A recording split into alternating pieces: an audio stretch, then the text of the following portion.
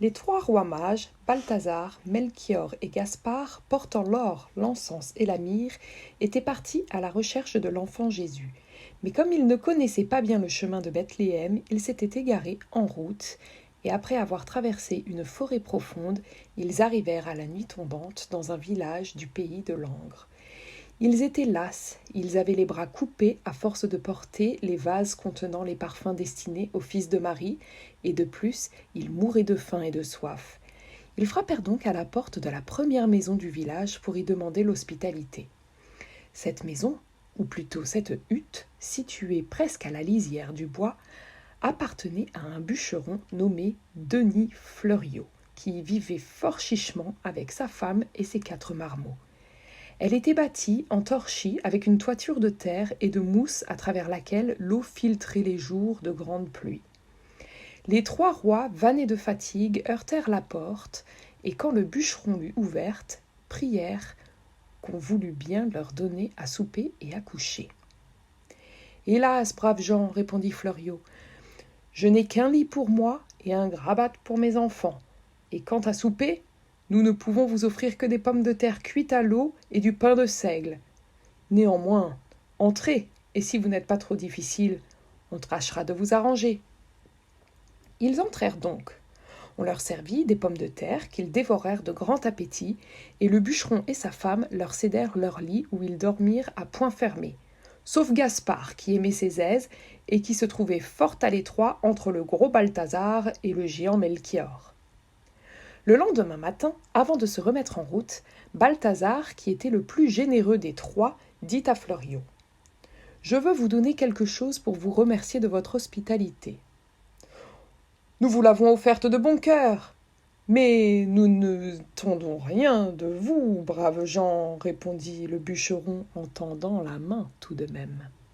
« Je n'ai pas d'argent, » reprit Balthazar, « mais je veux vous laisser un souvenir qui vaudra bien mieux. » Il fouilla dans sa poche et en tira une petite flûte d'Orient qu'il présenta à Fleuriot, et tandis que celui-ci, un peu déçu, faisait la grimace, il continua. « Si vous formez un souhait en jouant un air sur cette flûte, il sera immédiatement exaucé.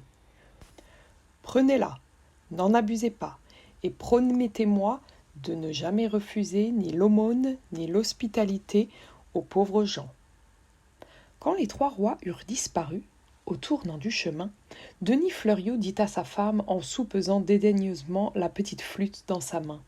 « Ils auraient pu nous faire un cadeau moins bête que ce flageolet. Néanmoins, je vais tout de même essayer de flûter quelque chose pour voir s'ils ne se sont pas moqués de nous. » Alors il s'écria. « Je voudrais avoir pour notre déjeuner du pain blanc, un pâté de vénaison et une bonne bouteille de vin. » Puis, il joua de la petite flûte.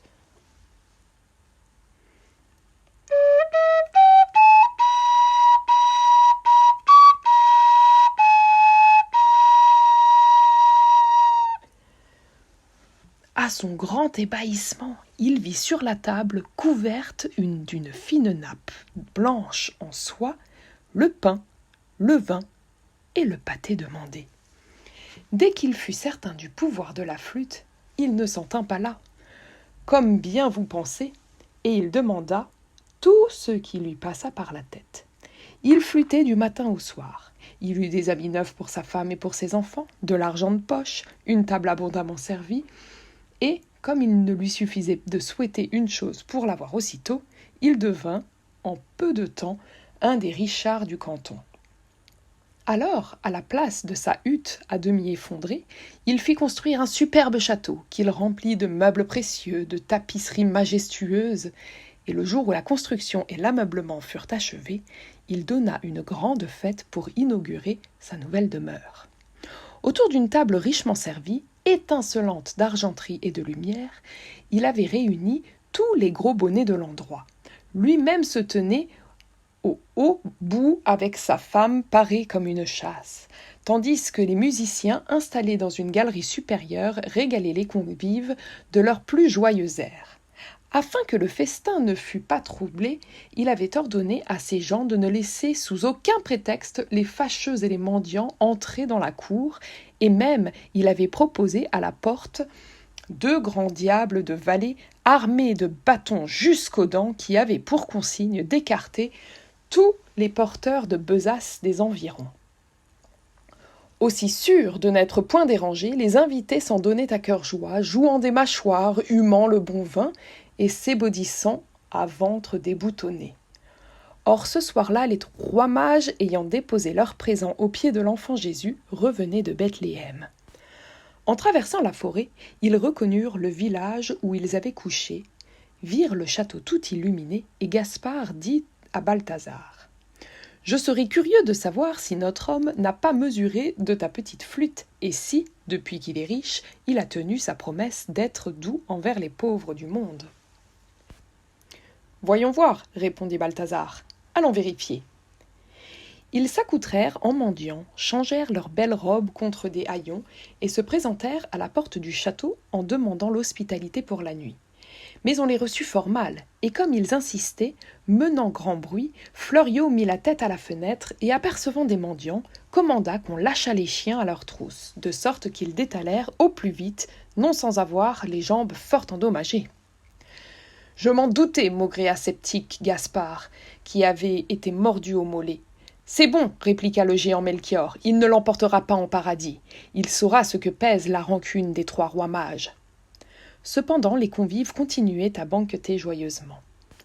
On était arrivé au dessert, et Fleuriot, un couteau à la main, était en train de découper une colossale brioche, quand on entendit dans la cour les grelots d'une chaise de poste traînée par 4 chevaux fringants, caparaçonnés d'or et de pierres précieuses. Fleuriot mit de nouveau le nez à la fenêtre, et voyant qu'il lui arrivait encore des nobles invités, ordonna qu'on les fît monter en toute hâte. Lui-même vint avec un flambeau les recevoir à la porte de la salle. Alors on vit entrer les rois mages, en pompeux appareil, couronne en tête, vêtus de pourpres et de pierreries.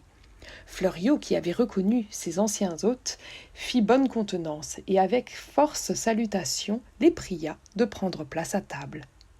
« Merci, dit Balthazar sèchement. Nous ne mangeons pas chez un homme qui reçoit si mal les pauvres gens. »« Je vous fais compliment de la façon dont vous tenez vos promesses, » cria Melchior de sa grosse voix. « Ah, tu lâches tes chiens sur les mendiants, » ajouta Gaspard en se tenant la jambe. « Attends, je vais te jouer un air que tu ne connais pas encore. »